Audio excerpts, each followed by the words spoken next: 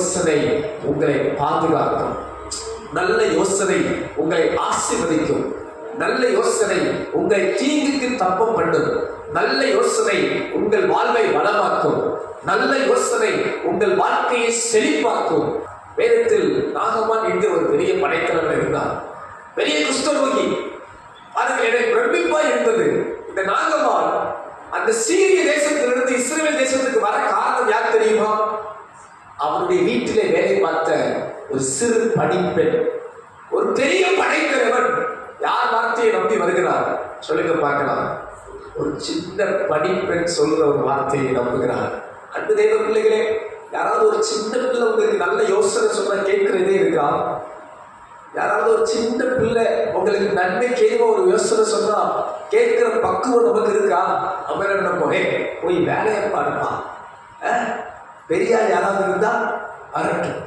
ஆனால் பெரிய ஆளை பார்க்காதீங்க. நீங்க அவங்க எப்படி இப்படிலாம் பார்க்காதீங்க. சொல்ற யோசனை எப்படி என்று பார்க்கிற கிருபையை கர்த்தர் உங்களுக்கு எனக்கு கொடுப்பாராக. உங்களுக்கு வர்ற அந்த யோசனை எப்படிப்பட்டது? அந்த ஆலோசனை நன்மையா தீமையா? அதை நான் ஏற்றுக்கொள்ளணுமா ஏற்றுக்கொள்ள கூடாதா? அது சத்தியமா சத்தியம் இல்லையா? அதை பார்க்க கர்த்தர் கிருபை தருவாராக. நாகமான் யார் சொல்றதை கேட்டானா, சிறு பணிப்பெண் சொல்றதை கேட்டு சீரிய தேசத்திலிருந்து இஸ்ரவேல் தேசத்துக்கு வருகிறார். அல்லேலூயா. ஒரு தேசம் விட்டு இன்னொரு தேசம் வர்றதுக்கு காரணம் ஒரு சின்ன பொண்ணு சொன்னதை கேட்டு வர்றான். சோத்திரம். அல்லேலூயா. இதை கேட்டு எனக்கு ஒரு அற்புதம் கிடைக்காதா என்ற அந்த யோசனையை கேட்டு வருகிறான். அங்க பாருங்க, அங்கேயும் எலிசா முகமுகெல்லாம் பார்க்கல, போய் யோர்தான்ல மூழ்கிட்டார் 7 முறை. பயங்கர கோபம்.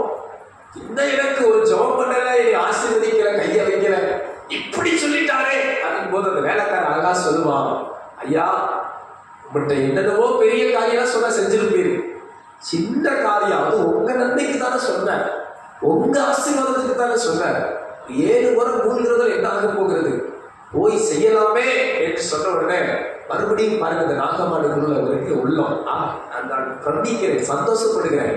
அப்படிப்பட்ட உள்ளங்கள் நமக்கு இருப்பதாக அவன் வேலைக்காரன் சொன்னான் என்று கூட உதறி தள்ளாமல் அந்த யோசனையை கேட்டான்.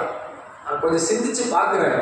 வேலைக்காரன் சொன்னதை கேட்டு போடா உன் வேலையை பாருடா, என்ன இது ஒரு அகம்பாவத்தில் இருந்திருந்தா நாகமான் வாழ்நாள் எல்லாம் குஷ்டரோகி.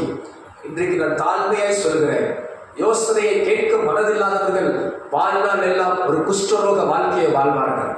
குஷ்டரோக வாழ்க்கை என்பது ஆவிக்குரிய அர்த்தமாய் சொல்கிறேன். எந்த இடத்துல அவங்க ஆசீர்வதிக்கப்படணுமோ அந்த இடத்துல அவங்க ஆசீர்வதிக்கப்படாமலே வாழ்வார்கள். எந்த இடத்துல நன்மை பெற வேண்டுமோ அந்த இடத்துல நன்மை பெறாமலே வாழ்வார்கள். யோசனையை உதறி தள்ளுகிறவர்கள், ஆலோசனைகளை வெறுக்கிறவர்கள், கர்த்தருடைய சத்தியத்திற்கு செவி கொடுக்க மனதில்லாதவர்கள், அவர்கள் பெற வேண்டிய ஆசீர்வாதங்களை வாழ்நாள் எல்லாம் இழந்தே இருப்பார்கள். ரெகோபெயாம் என்ன முயற்சி பண்ணினாலும் பின்பு அந்த தேசங்கள் ஒன்றாய் மாறவே இல்லை. கர்த்தர் பிரித்ததாகவே இருந்தது. கடைசி வரை அந்த தேசங்கள் பிரிக்கப்பட்டதாக இருந்தது. அவைகள் மீண்டும் இணையவே இல்லை. யோசனைகளை வெறுக்கிறவருடைய வாழ்நாள் எல்லாம் அப்படியே இருக்கிறது. அன்பானவர்களே, இந்த காலையில் நமக்கு ஒரு தாவீதுக்குள் இருந்த இதயம் இருப்பதாக, நல்ல யோசனையை கேட்கிற இதயம். அது யார் சொன்னாலும் என்ன, ஒரு நல்ல யோசனை இருக்குமானால் அதை கேட்கிற இதயத்தை கர்த்தர் நமக்கு தருவாராக. எத்தனை பேர் ஆமோதிக்கிறீங்க? எத்தனை பேர் அப்படிப்பட்ட வார்த்தையை கேட்க விரும்புறீங்க? இனி ஒரு காலமும் யார் எனக்கு சொல்றது என்ற எண்ணம் நமக்கு வேண்டாம். இதை என்ன சொல்றது, அவன் என்ன சொல்றது, அவங்க என்ன சொல்றது, இவங்க என்ன சொல்றது, அப்பா என்ன சொல்றது, பிள்ளை நீ என்ன சொல்றது, தம்பி நீ என்ன சொல்றது, அண்ணன் நீ என்ன சொல்றது, பக்கத்து வீட்டுக்கார நீ என்ன சொல்றது, பக்கத்து வீட்டுக்காரி நீ என்ன சொல்றது, வேண்டாம் வேண்டாம், யாரையும் பார்க்காதீங்க. உங்களுக்கு நல்ல யோசனை யார் சொன்னாலும் அந்த யோசனை நன்மையா இருந்தா அது செய்கிற இதயம் நமக்கு இருப்பதாக. அதுவும் குறிப்பா சத்தியத்திலிருந்து உங்களுக்கு ஒரு நல்ல யோசனை யார் கொடுத்தாலும் அதை தான் சந்தோஷமா ஏற்றுக்கொள்ளுங்க, தாழ்மையா ஏற்றுக்கொள்ளுங்க. உங்கள் இருதயம் ஒரு மறுரூபமான இதயமா இருப்பதாக. அல்லேலூயா. சம்பவித்தது என்ன தெரியுமா? 10 நாளில நாபால் செத்து போகிறான். அல்லேலூயா.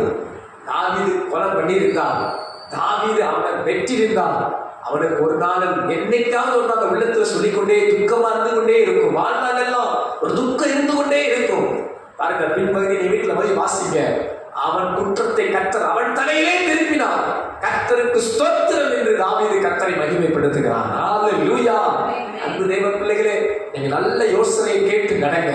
சில நேரம் அது கஷ்டமா தெரியும், சில நேரம் உங்களை அதை தாழ்மைப்படுத்துவது போல இருக்கும். இல்லை இல்லை, அது உங்களை மேன்மைப்படுத்தும், ஆசீர்வதிக்கும், தீங்குக்கு விலக்கும், பொல்லாப்புகளுக்கு விலக்கும், பிசாசின் தந்திரங்களுக்கு விலக்கும், நன்மையை கொண்டு வரும்.